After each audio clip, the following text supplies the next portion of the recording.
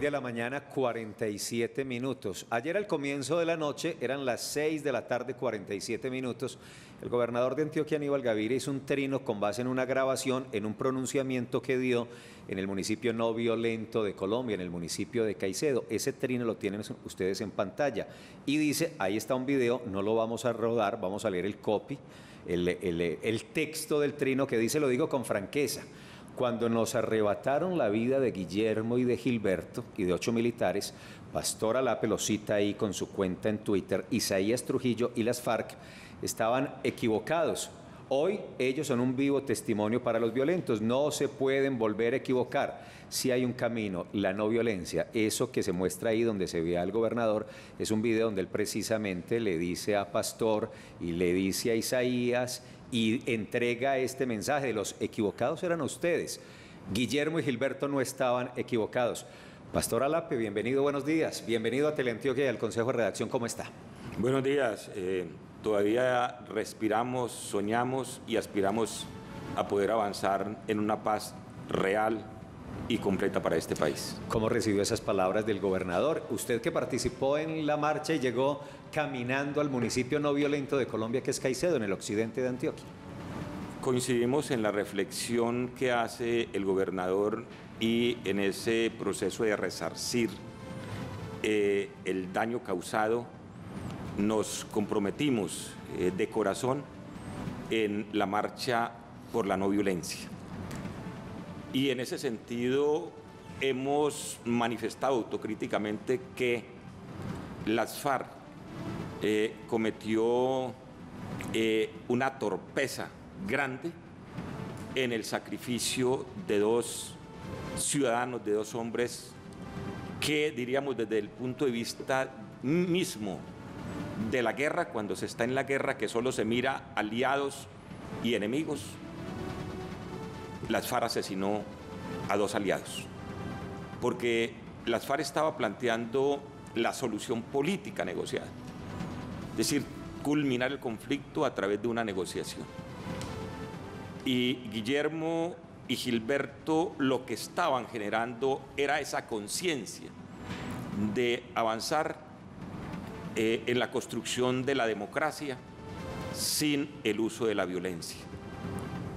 Entonces, nuestra presencia en la marcha a Caicedo por la no violencia, una marcha que truncamos por todo lo que tiene que ver con esas incoherencias de la guerra, tenía como objeto poder desarrollar parte de las acciones que reclaman ese resarcir de ese grave hecho. Pastor, hoy a la luz de la paz total del presidente Gustavo Petro, ¿qué hacer? ¿Qué camino seguir para evitar que esas equivocaciones vuelvan a cometerse y buscar que estos actores violentos que persisten y se fortalecen busquen ese camino, el de la salida negociada al conflicto y el camino especialmente de la no violencia? Hemos insistido de que este país, esta nación requiere reinventarse, requiere mucha creatividad, dejar de caminar las viejas rutas en las que lo que hemos hecho es reproducir el conflicto. Por eso nosotros le apostamos al diálogo con todas las expresiones armadas, absolutamente con todas. Y nos atrevemos a decir que todas son negociaciones políticas. Es decir, si uno entra al diálogo, el diálogo es un hecho político, pero a partir de la represión no se va a lograr, y esta ciudad que sí sabe de eso. Aquí tuvimos los Pepes, aquí tuvimos todos los diversos actores que hemos tenido y mantenemos una violencia urbana y una violencia en el territorio. Por lo tanto, tal vez Antioquia tiene hoy mucha autoridad de hablar de diálogo con todos los actores. Aquí hay que hablar con las oficinas, hay que hablar con todos los actores para poder desmontar esas violencias. De lo contrario, no vamos a poder superar los ciclos de violencia que no le han permitido a Colombia avanzar en términos de construir un Estado moderno y de avanzar en la democracia. Señora Alape, ¿y usted cree en la voluntad de paz de muchos de estos grupos que han retrocedido en los procesos, que un día parecen pues alineados con esa política de paz total, al otro día parece que no, se alejan con atentados, con acciones violentas. Vemos las acciones del Clan del Golfo que tanto nos han afectado aquí en Antioquia. ¿Usted cree en esa voluntad de paz? Yo lo que creo que hay es que desmontar una serie de narrativas que podría decir de la doble moral, porque aquí hay ciudadanos que se rajan las vestiduras solicitando acciones violentas contra estos grupos, pero por debajo se están beneficiando desde lo económico o lo electoral de estos grupos. Es decir, se han vuelto instrumentos para sostener el poder de ciertos sectores. Por lo tanto, nos obliga a la sociedad colombiana a que tengamos que avanzar de manera segura y profunda, sobre todo en poder establecer un nivel de responsabilidad de Estado. Aquí hay que ganar la credibilidad del Estado. Todos estos actores no creen en el Estado, porque creen que los van a traicionar, porque históricamente el Estado colombiano le ha incumplido a la gente. Entonces, para nosotros fue muy complejo superar ese miedo de que nos traicionaran. Le habían traicionado a las AUC en Ralito, que no quedó ni firmado ese acuerdo porque se confiaron de que había un gobierno que los iba a respaldar, pues se les hizo trampa.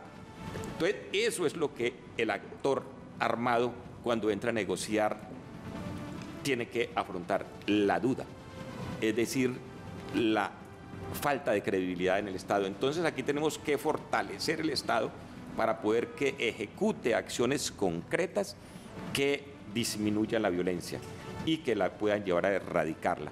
Pero eso implica también poner a todos los sectores de la sociedad colombiana a participar. Ustedes saben que aquí hay barrios en Medellín que para uno ir tiene que hablar con la Junta de Acción Comunal, tiene que hablar con diversos sectores, no es ir a la alcaldía, es mandar la razón a ella si puede entrar o no y el cómo le autoriza.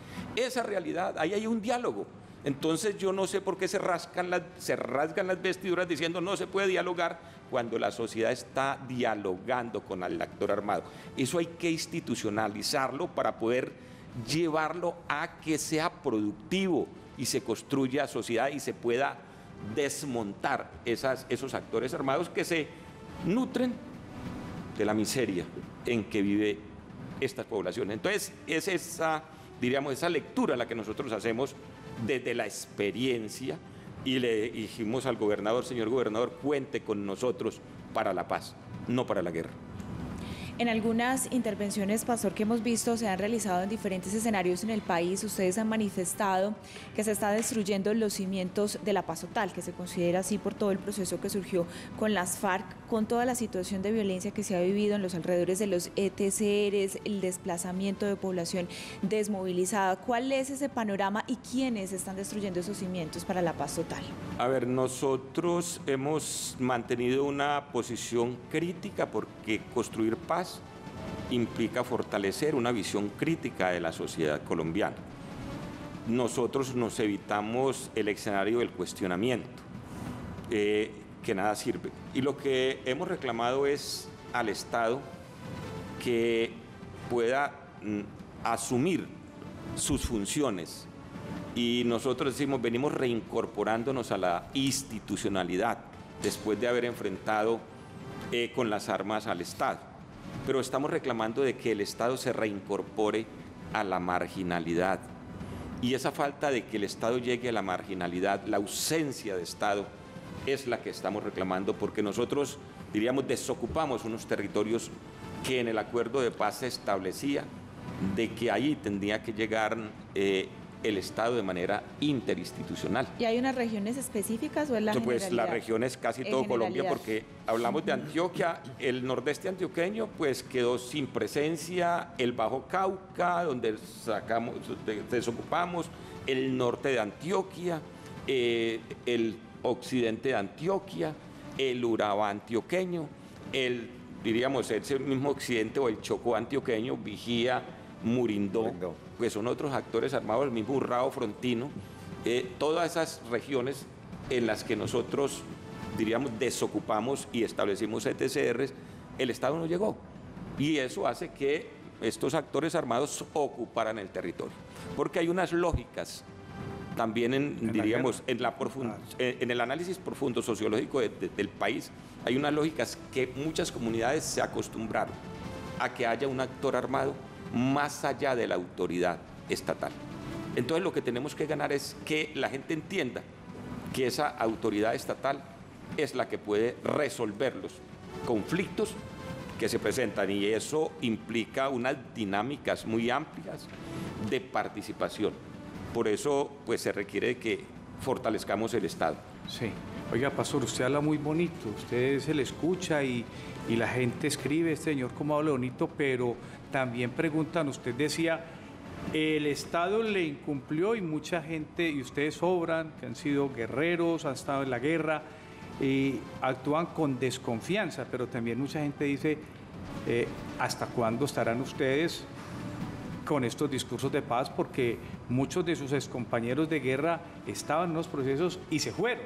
Hoy son las disidencias de las FARC. Hoy esos compañeros de guerra están hoy en una negociación con esta paz del gobierno. Ustedes en comunes que eran el ex FARC, que se acogieron, que vienen con todos estos planes, ustedes siguen, creen en estos procesos. Ayer veíamos que creen y que van a seguir, es decir, que sigue. Van a participar en la vida política ya, porque los beneficios de ese acuerdo para estar en el Senado ya se van declinando, que sigue dentro del obrar de los desmovilizados hoy en un grupo político que se llama Comunes. ¿Van a ir hasta el final o siempre se tendrá esa puerta abierta para volver a la guerra?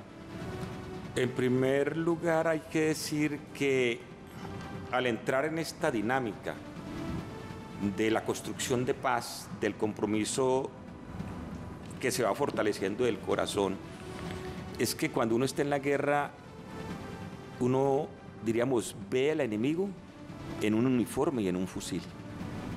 Cuando construye la paz y se encuentra con la víctima y se encuentran con el que era el adversario antes, ve por primera vez el rostro de un ser humano y ve por primera vez palpitar un corazón. Ya no ve un uniforme, ya ve el dolor, ya ve el sufrimiento, ya ve a la víctima que le reclama a uno las acciones horrorosas de la guerra. Y eso hace que asumamos esta responsabilidad como parte del camino, diríamos, en la dirección política correcta. Y por supuesto que cuando planteo que aquí hay que garantizar que el Estado sea garante de derechos, que el Estado no mienta, que el Estado no engañe para poder superar la violencia, me refiero también a lo que le pasó a nuestros compañeros. Uno de la guerra viene con muchos miedos y tal vez Iván no superó ese miedo y le buscaron, diríamos, la parte más débil y le montaron el entrampamiento, que no lo estamos diciendo nosotros, lo dijo la Comisión de la Verdad, la jurisdicción es Iván Márquez, o sea, la Marquetalia que llaman. Sí. Y se asustó y se devolvió.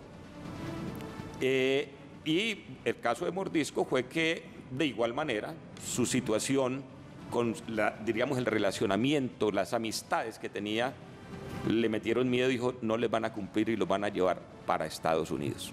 Ustedes los van a extraditar. No le cumplieron a los SAUC, ahora les van a cumplir a ustedes.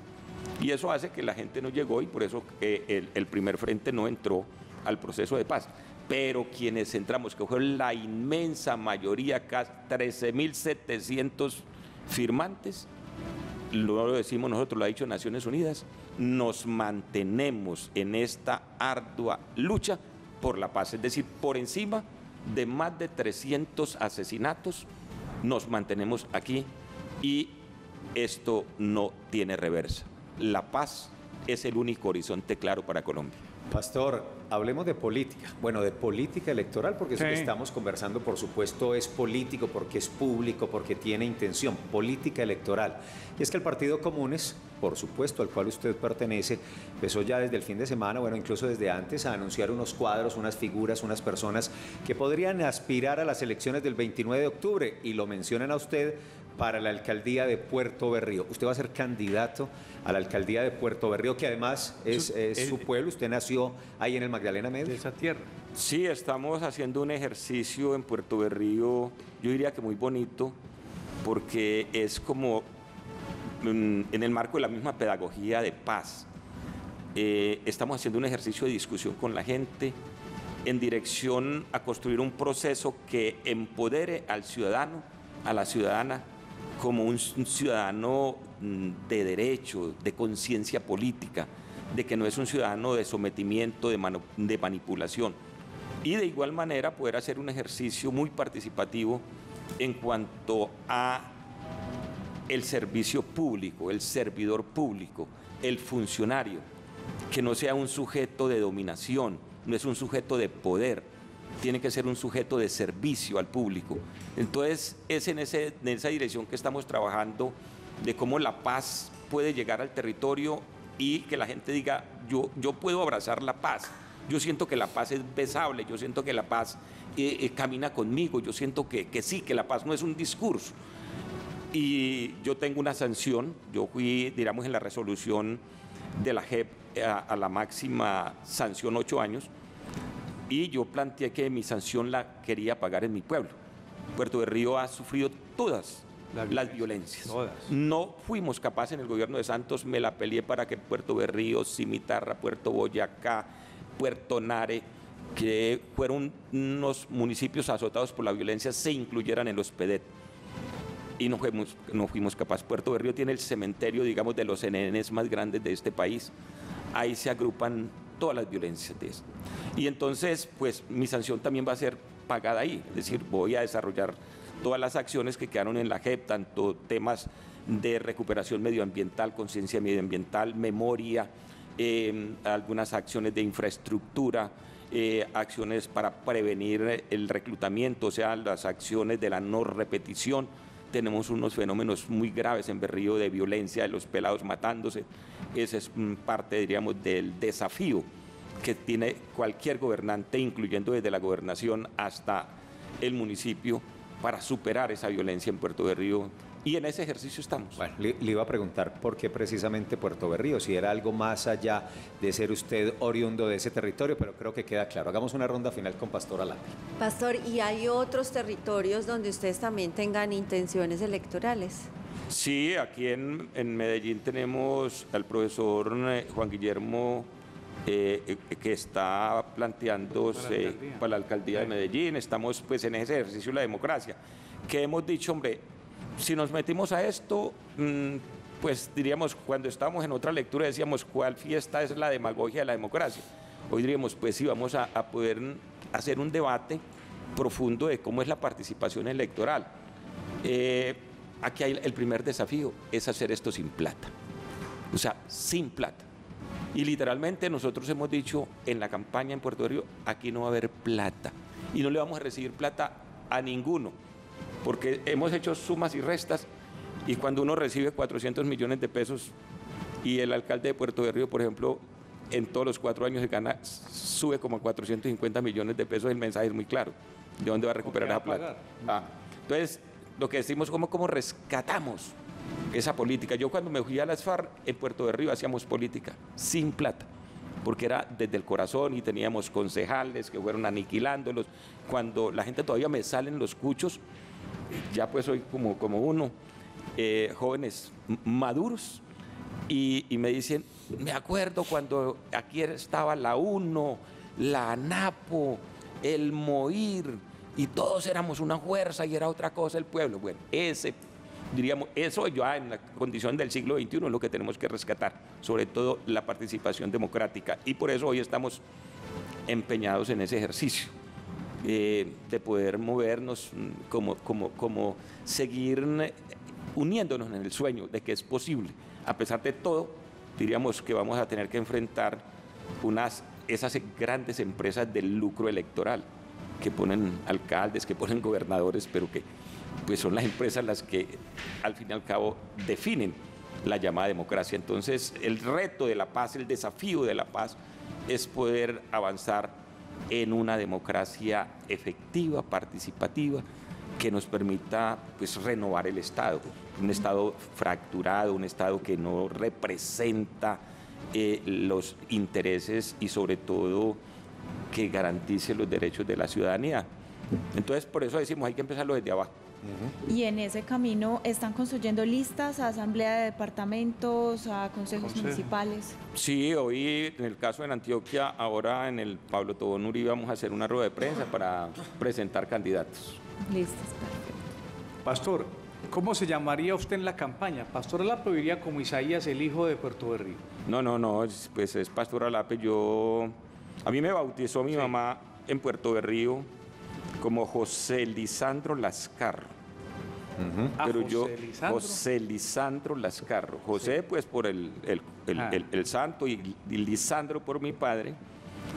Y pues tantos años llamándome en pastor, yo dije, me voy a tener un problema aquí. Cuando me llamen Lisandro yo ni le paro bolas porque claro, me dicen pastor y yo volteo. Sí. Entonces me fui a una notaría y pues ya, y pues sentó una reflexión, bueno, yo dejo de ser pastor, eso también puede ser Lisandro, ya este man no fue el que participó en el conflicto, entonces como y también por Lizardo no sale, en cambio vote sí, por pastor. No, y las víctimas, es decir, yo claro, estoy aquí, es decir, aquí está este pastor que generó dolor en la guerra. Este pastor sigue respondiéndole a las víctimas y sigo trabajando con las víctimas.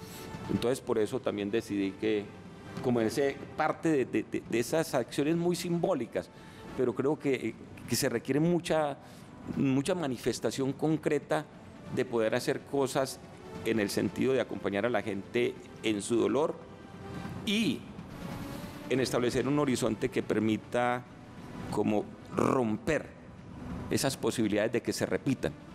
Es sueño, pero hay que trabajarlo. Pastor, gracias. ¿A qué hora es la rueda de prensa en el Pablo Tobón para la lista de candidatos? Sí, ahorita a las 8 de la mañana. ¿Van a sacar candidato a gobernación también? No, estamos ahí en ese debate. Si sacamos o no, pero... ¿O apoyan a alguno de los que ya están? Estamos en ese debate. Pero denos una chivita ahí, hombre. No, estamos en el análisis, porque todavía tenemos visiones encontradas. Claro, pero cada alcaldía sí sacan candidatos. Sí, alcaldía. Sí. Candidato a alcaldía de Medellín, sí. Candidato a otras alcaldías, para consejos municipales. En Puerto Berrío, y a las 8 de la mañana tendremos más detalles. Pastor, gracias. Muchas gracias a ustedes y a Teleantioquia siempre por todo este esfuerzo por la paz de Colombia. 7 de la mañana, 10 minutos, nos hacemos pausa para comerciales y ya seguimos con el Consejo de Redacción.